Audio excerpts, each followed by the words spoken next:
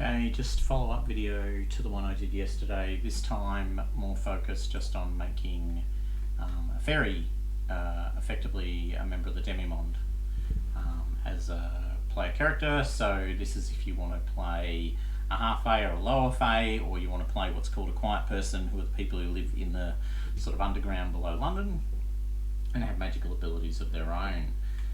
So they're basically made up using the same rules, so you still get stats in the same way that you get stats, you still get all of these other abilities, you can still take advantages, sometimes you'll get special advantages that you might want to think about. So for instance, fae are naturally tough as a general statement. They start with natural toughness, so they get 1 point, they take 1 point of armor against non-firearm based attacks and non-magical based attacks, I think it works out to be.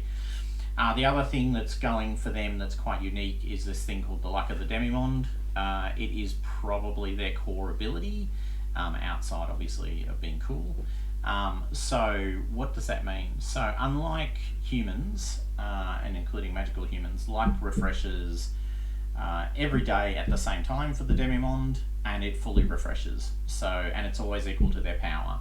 So if you buy 70 points of power, then you get 70 points of luck. So it's not the 50 plus 2d10 rules that we use when we're making up the investigator.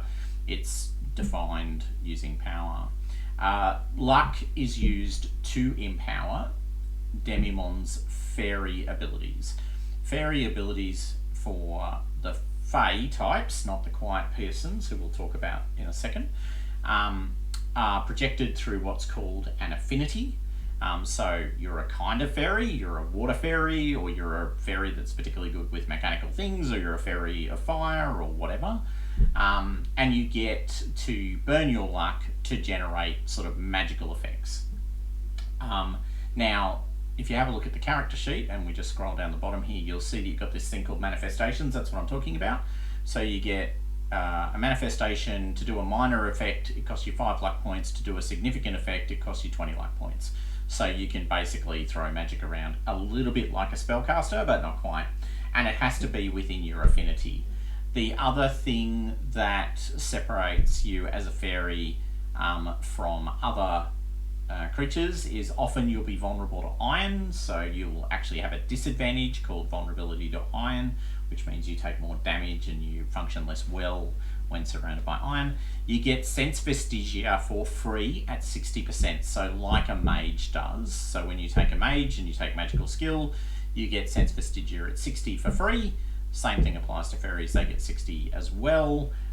Just very quickly, the affinities that are available to fairies, and these are obviously just examples for you to work from, but you can see here I've got air, animals, earth, fire, mechanical, plants, and water. The one thing to note about fairies is you can't use a manifestation to do direct damage, but you can use a manifestation to create a scenario where damage occurs. It's all a bit tricky, so you could use major manifestation of animal, for instance, to get a horse to run someone down. So that one's a bit tricky, but you can't use fire to directly hurt something, like set someone on fire. But if they were in a building and it caught fire and the fire killed them, then, so bad, so sad. By the same logic, you can't directly injure someone with water effects, but you could imagine a scenario where if you filled up a room with water, they might drown, so forth and so on. So look, they're not actually that different. So you get this affinity, you only get one, you get the manifestations, which you write up, you get advantages. Like I noted, for most of the fairies I would consider putting in the disadvantage around iron, and note that they also get that natural toughness ability for free. I'm pretty sure it comes to them. So they get luck, they get sense vestigia, and yeah, I would give them the disadvantage of iron vulnerability and the advantage of natural toughness to represent the fact that, and they get it without needing to have the prereqs for any of those things. So they get it for free. Now, so then there's a second type of Demi-monde that you can play who are related to fairies but are treated somewhat differently. So these are the quiet persons. So quiet persons are described in some detail in the Rogues Gallery. Worth having a look at. I'm pretty sure we'll get it. Oh, and also in the Rogues Gallery, there's a pretty full-on description of sort of thematic powers, which is what you're using to do your affinities. So it's actually worth having a look at that and understanding how that works. Then if we just scroll down, we'll get to the quiet persons. So yep, there they are.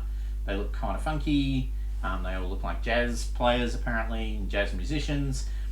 Worth paying attention to is the fact that so when Fae use their affinities, they don't leave a vestigia, or at least they don't create they don't have a beg my pardon, they do not have a signare.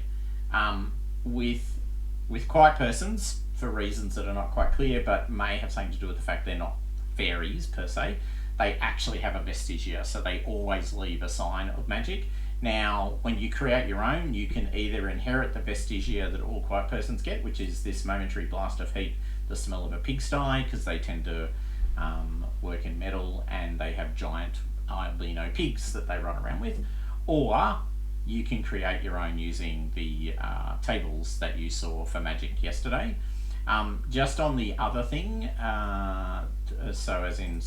just on their abilities work somewhat differently. They still have sort of minor and major effects in the same way, so everyday and significant manifestations, but the way it's done is slightly different. They get 4 spells, effectively, that they can use, and these are listed in the write-up here. So they get Terror, Rock Drill, Impeller Vibrato, and Coffin Bell, but they still have to use luck to power them in the same way that the other ones do. They get that sense vestigia like Fae do, so they can do the 60% thing. They get often occupations that are quite limited, and they get limited contacts because they tend to, well, live in underground terrain, so they don't have a lot of friends.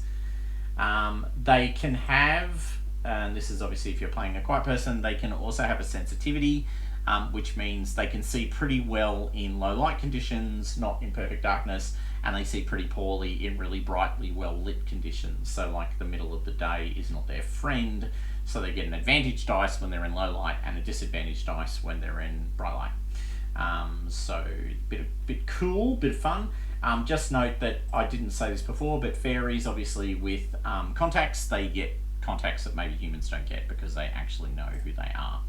Okay, as in they know other fairies. All right, I think that'll do. Okay, just a quick one. Bye.